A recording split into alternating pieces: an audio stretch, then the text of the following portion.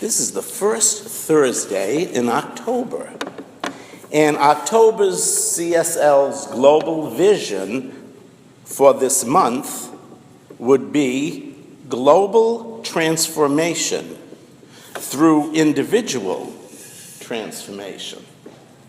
And the topic for this week is that we strive to assist individuals in their own evolutionary awakening process.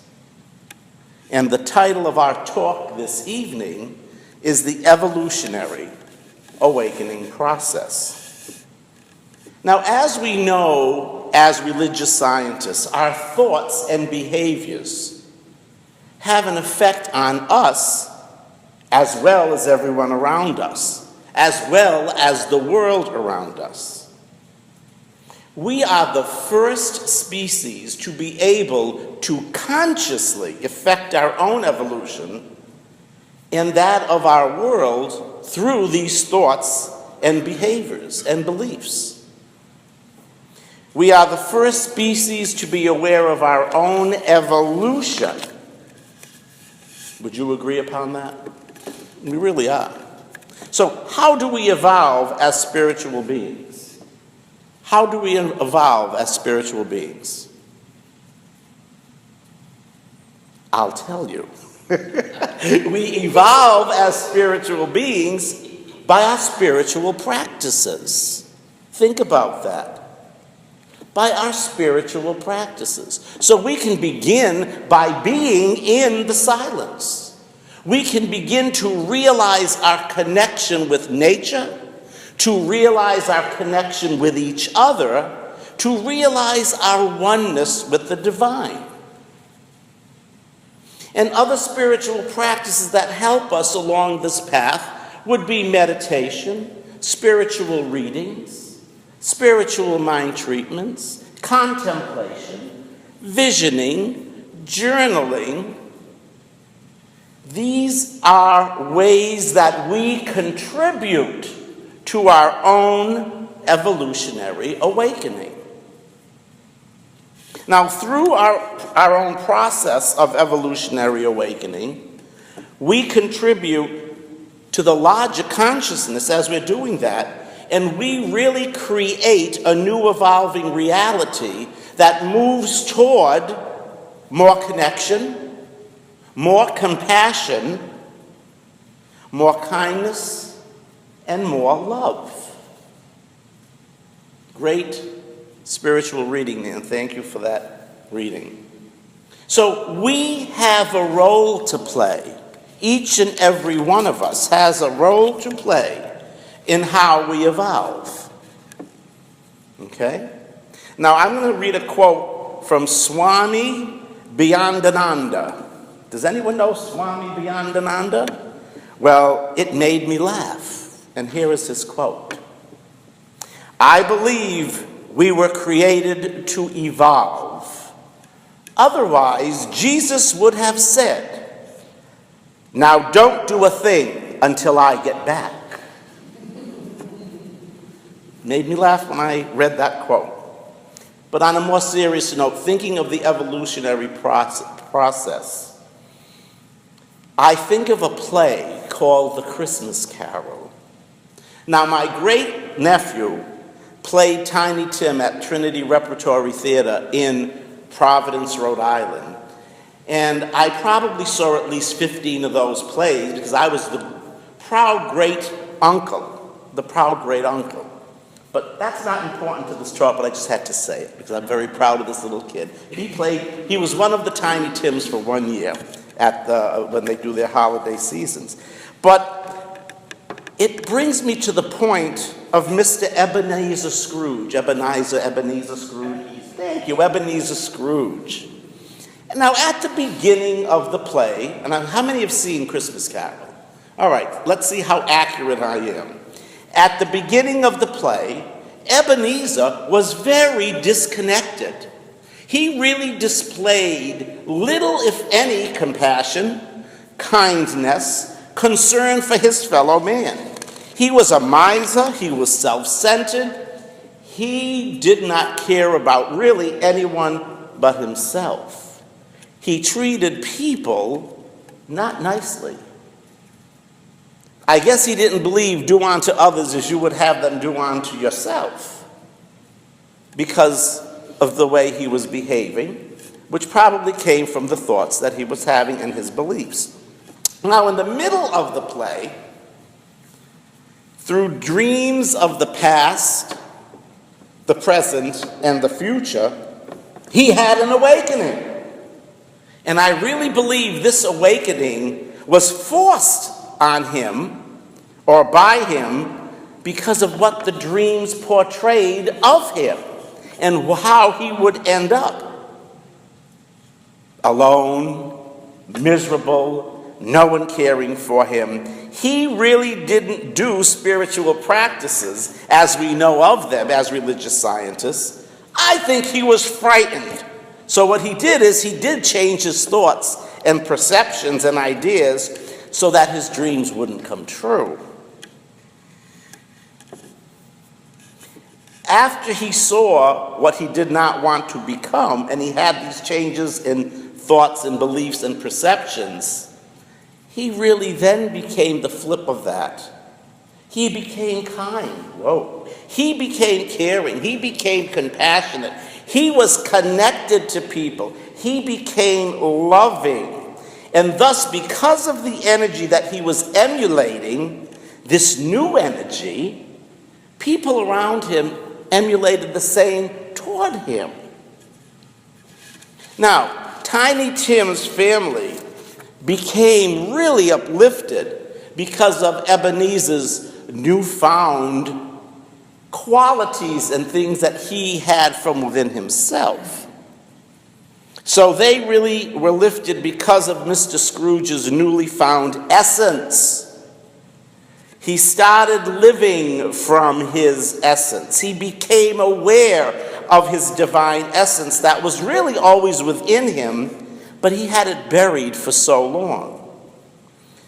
So you see, how can I say this? By one's evolutionary awakening, the world benefits. We also benefit.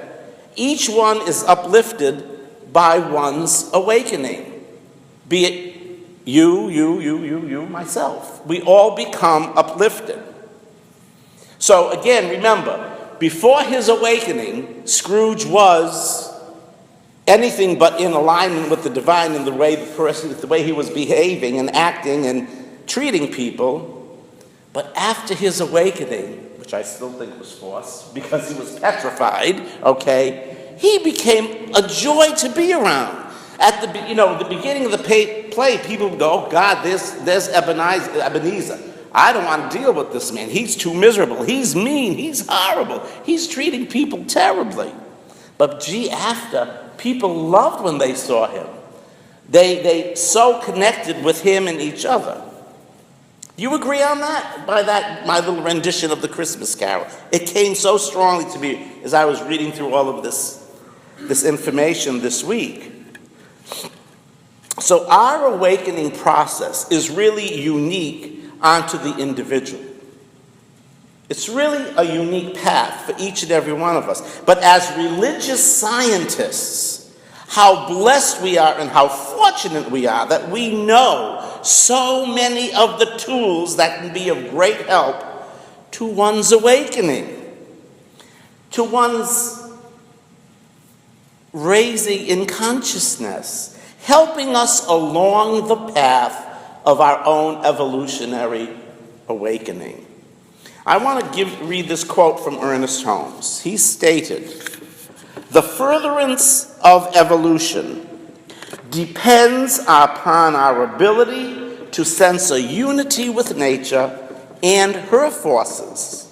When the knowledge of this unity comes to all," I love this, "the thread of armies will cease, and the bugle call will echo the soft notes of brotherly love."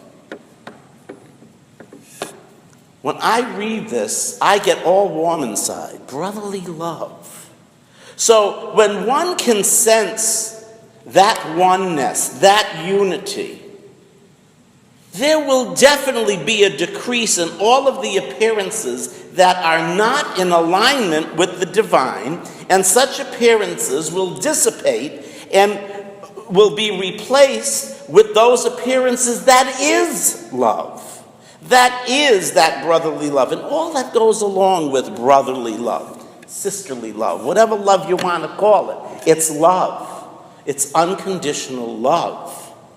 So the vibration that comes from this love, he called brotherly love, that vibration is really high. It's very high. So now imagine all the people coming from this vibration or this frequency and pushing out such strong, powerful vibrations just by their presence.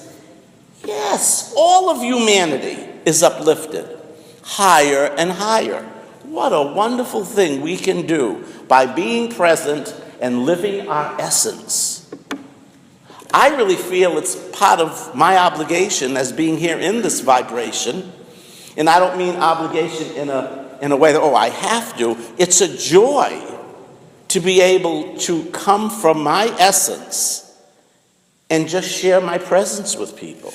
So when we truly become aware of our true divine nature and our true essence, when we understand that that nature is what we came into this vibration that we call life with, because of this, I really so agree with Dr. Ernest Holmes when he said, quote, "It is not something that we evolve into, but rather that we are evolving from." I want to repeat that. It's not something that we evolve into, but rather that we are evolving from. Our position is one in which we are all becoming more and more aware of something which existed before we were even conscious of it. We are evolving from the nature of ourselves, which is the same nature as that of the divine.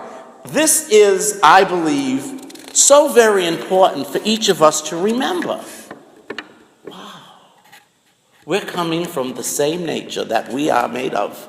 That is the divine nature. I don't know whose team you might want to be on, but that's the team I want to be on in my life. That's what I want to come and show up as. So everything in the universe exists for the harmonious good of every other part. The universe is forever uniting which is harmonious and diminishing what isn't. Now, this strongly comes to light when I look at what's happening in the world today. Even though there are things and situations and beliefs and attitudes that have the appearance of other than good, looking at the whole, what is positive, what is in alignment with the divine, is gaining or lifting higher and higher, and what is not is diminishing. It's lessening, and that negative energy is dissipating. We see it on TV every day. Every day, I really believe that. There is a lot of good. There is a lot of good and positiveness in this universe, in people, in groups. There's a lot of good. There is a lot of good. And any group that promotes anything other than that good, that might be similar to promoting fear or anger or retaliation, that type of energy is falling apart into the nothingness from which it came. And what is happening is that peaceful, harmonious good is becoming stronger. It is becoming stronger as we see this in our daily lives. We just have to be aware of it and focus on all of the good that is around. Where people are loving, where people are caring, where people are non-judgmental, where people are peaceful, where people want the good they desire for themselves as well as their neighbors, where people work in cooperation, in unity, equality, and inclusivity. There's good happening all the time. And how could there not be if God knows only good?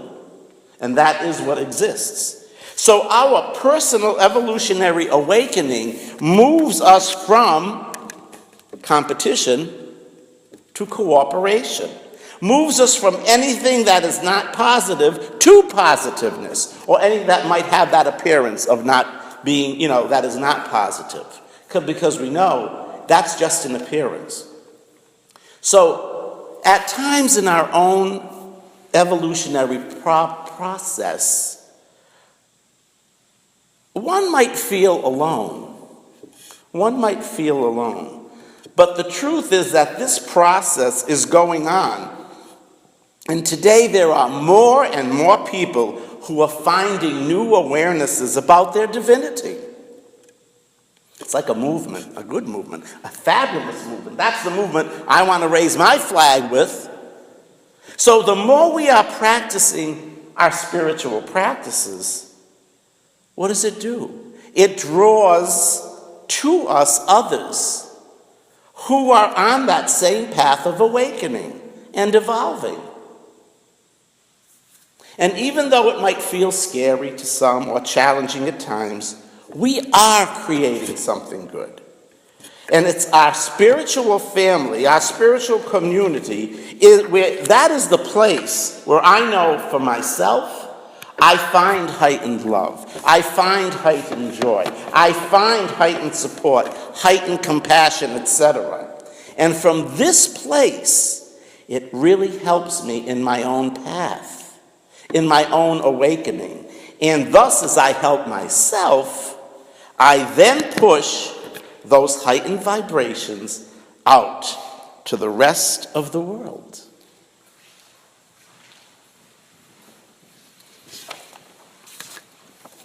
You're on fire tonight.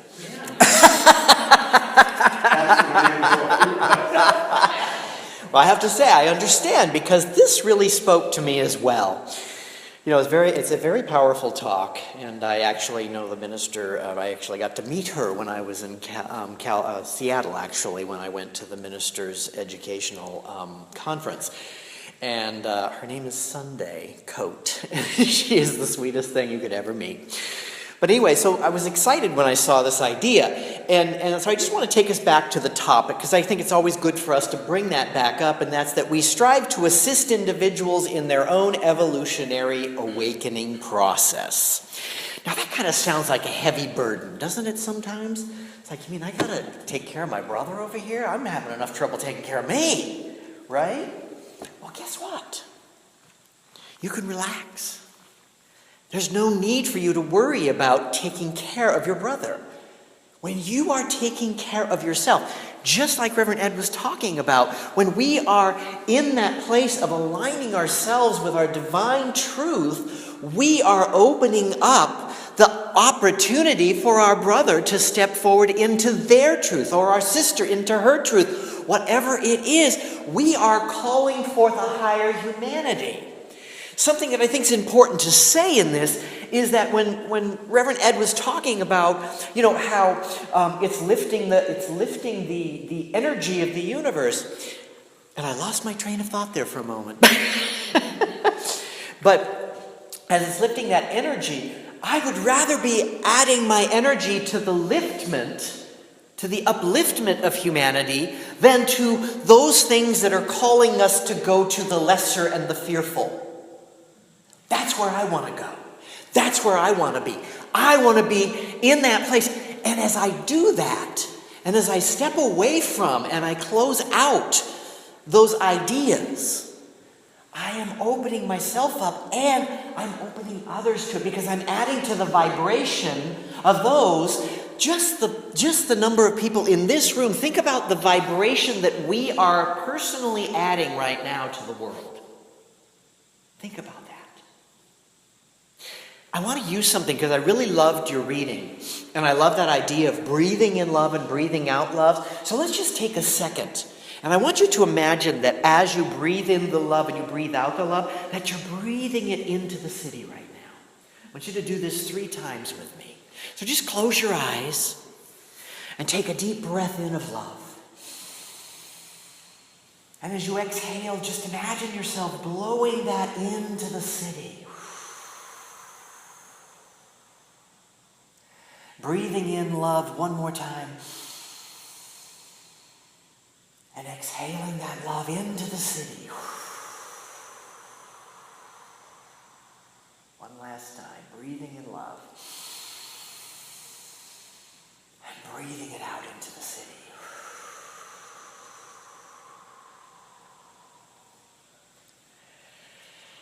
And you can gently open your eyes back up. How did that feel?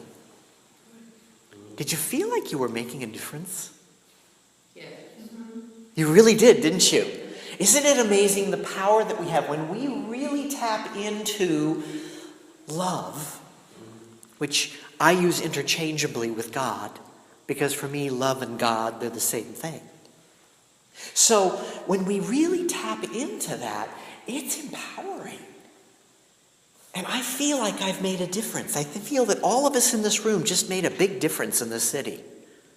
Somewhere, love has dissolved hate. And I don't care where, because I don't need to know. But I just need to know that I had a part in that.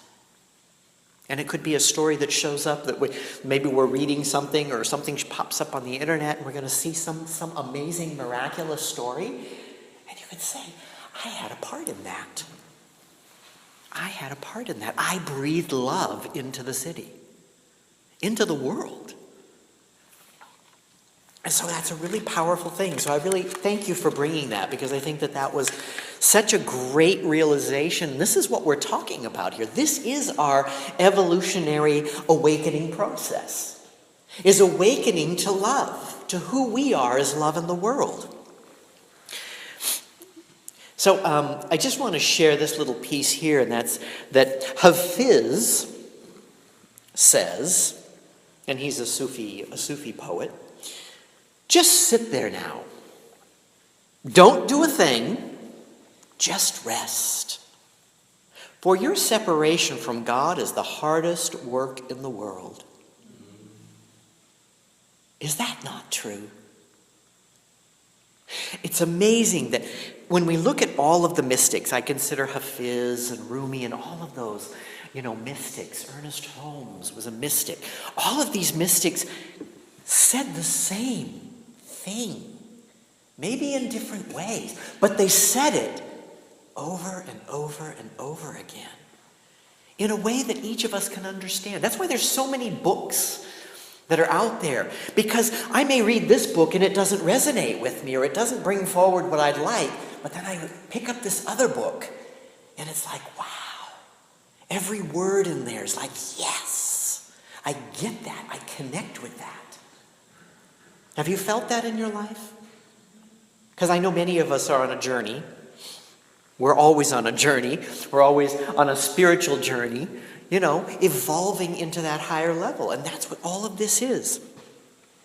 So, I love quantum physics and science. That's always my big thing. I love that stuff. So, and I've spoken of the quantum possibility field and how our attention or our observation, according to the scientific thing in quantum physics, our observation brings things into form, brings the possibilities into a physical reality.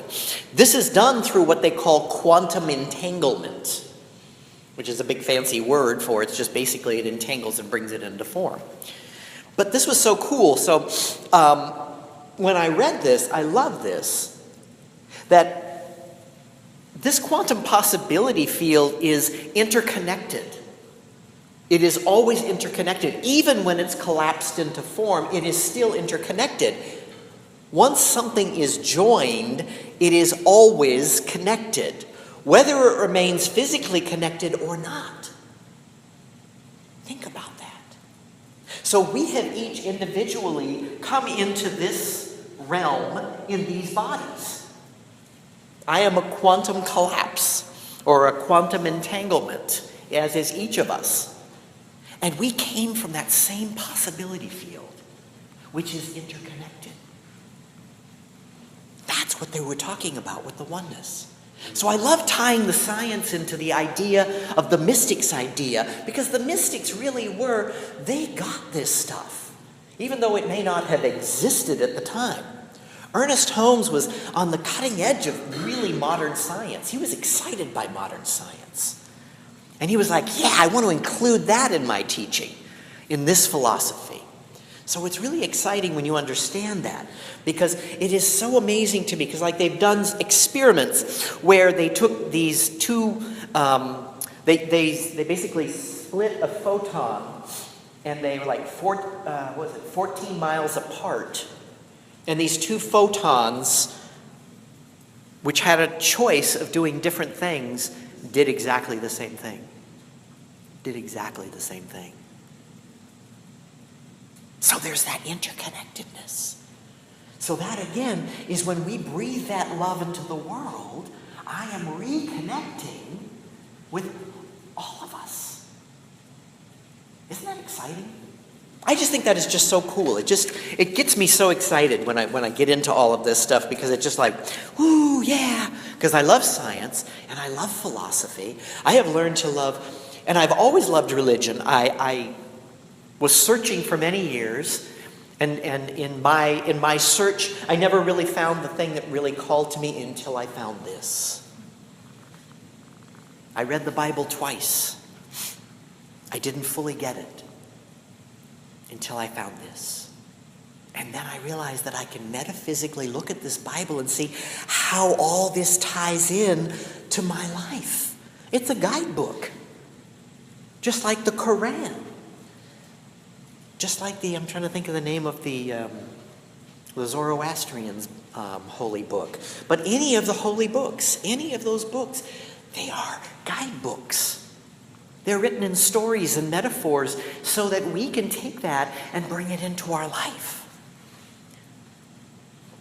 So awareness will always make us think about our actions in the world. If I'm aware of my own desires, it makes me more aware of my actions in the world and how my actions may affect someone else. Because that's important as well. If I feel a calling within me that I know will hurt another, then I know that that's not the truth of the divine. But if I feel a calling and I know it will not only empower me, but it will bring that same loving energy into the world and help others, then I know that that is my divine truth coming forth. Because that's how it works. That's how the divine is expressing itself. It wants to know itself through and as us. So the God in me is meeting the God in you. And the God in me is meeting the God in you. And you and you. That's the namaste. And that's the oneness. So as I get to know you, I find that we have much in common. As I get to know each of you, I find that we have much in common. And as I know you, I will desire not only my highest and best, but yours as well. Because when I understand and I get to know you, something that we did when we were at the ministers' conference was we did what's known as the Walk of Diversity. Was that what it was called? And so it's a line of people, and they're all facing the same way, and they're all, shoulder to shoulder. And there are several questions. I want to think it was 35 questions that are read. And they're basically talking about different things in life, So, like, one of the questions was, if your family had 50 books or more in the house, take one step forward. And you would see how some people didn't move and some people did. And then, if your love relationship is fully accepted, take one step forward. And you would watch. And what happened is, you found yourself either up high in front in the line, or you found yourself at the back of the line. And when I found myself in front of the line, I hurt. It hurt my heart. Because I turned around and I saw all of my brothers and sisters were were some way back, and some were way up in front. But it gave me a whole new empathy. It gave me a whole new understanding. And I loved what the instructor told us afterwards when she talked about this, and we did a little debrief about it. And she was saying, if you were in the front, that is privilege. And if you were in the front, use your privilege to speak up in the world. So use that privilege to, when you see the wrong happening, you say something. When I see something happening, I say something. And I thought, that's empowering, because otherwise I was just in pain and feeling sad. That I felt powerless. But then I realized I could use that power. We could all use that power to make a change in the world, to bring all of us up so that we all end up in that front end of the line rather than in the back. So, I love this quote. It's by Louis Schwartzberg, and he says, "We protect what we fall in love with." Isn't that true? We protect what we fall in love with. If I love my garden, I will protect it. I'll water it. I'll care for it. If I love someone, I'm always going to go out of my way to protect them. Is that not true? In whatever way that shows up, however that shows up. So I just love that. So let's fall in love with each other. Let's fall in love with each other. And let's fall in love with one new person. I'm not talking about romantic love. I'm talking about falling in love in that divine love, in that love that we were just breathing in and breathing out. In that love. Because as we do that, we open a grand and glorious opportunity for more love. I'd like to share with you a story. And this is the story of the pig and the acorns. So the pig was eating the acorns that had fallen from the oak tree. And the wise old owl warned the pig, don't uproot the roots of that tree, because you could kill the tree. And the pig said, I don't care about the tree, I only want the acorns. Well, what happens if that tree dies? He doesn't have any acorns, right? So it's that same basic thing. We can get into that. We can get caught up into that human reality of that. So I just thought that was such a cute story. I wanted to share that. So I call you to your spiritual practice, because as you connect to the inner presence, you will know your connectedness to the outer world. Is that not true? When we do our inner work, you notice that in the world you find yourself connecting and seeing the miracle more than the negative, seeing the good more than the untruth, I like to call it.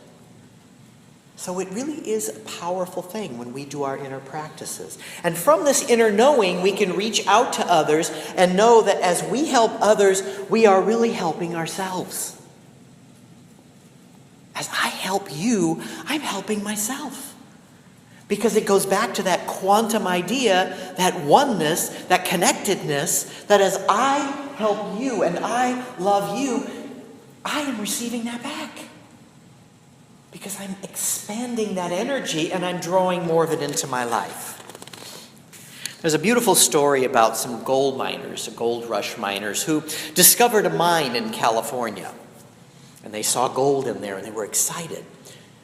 But they had to go back to town to get some supplies. And they all swore that they would not say a word about the mine while they were in town. So they were all sworn to secrecy when they went into town. So the next morning, they were surprised when they got ready to head out that there were 20 other miners on horses ready to follow them. They were shocked because they had all, stuck to their agreement. They all said, who said something? And they said, nobody. And so they asked, so how did you know? They asked this of the other miners, and the other miners said, your smiles gave it away. Have you ever noticed that? Like when we've got something like really exciting, how the energy around us, and have you ever been around somebody like that, and you're drawn to it, right? You feel that energy. So you know that what I'm talking about here is truth. It really is real. This is how it works. I think it is just so awesome. I'd like to close with a quote from Eckhart Tolle. And I love this quote. It really spoke to my heart. You are not just a meaningless fragment in an alien universe, briefly suspended between life and death, allowed a few short-lived pleasures, followed by pain and ultimate annihilation. Underneath your outer form, you are connected with something so vast, so immeasurable and sacred, that it cannot be spoken of. Yet, I am speaking of it now. And that's the capital I-T. I am speaking of it now, not to give you something to believe in, but to show you how you can know it for yourself. When I am connected with it, the capital I-T, everyone around me can feel that. Isn't that exciting? The divine is right where you are, and you are resonating that energy. And as we become connected with that and realize it and awaken to it and aware of it, we are bringing it to the world. So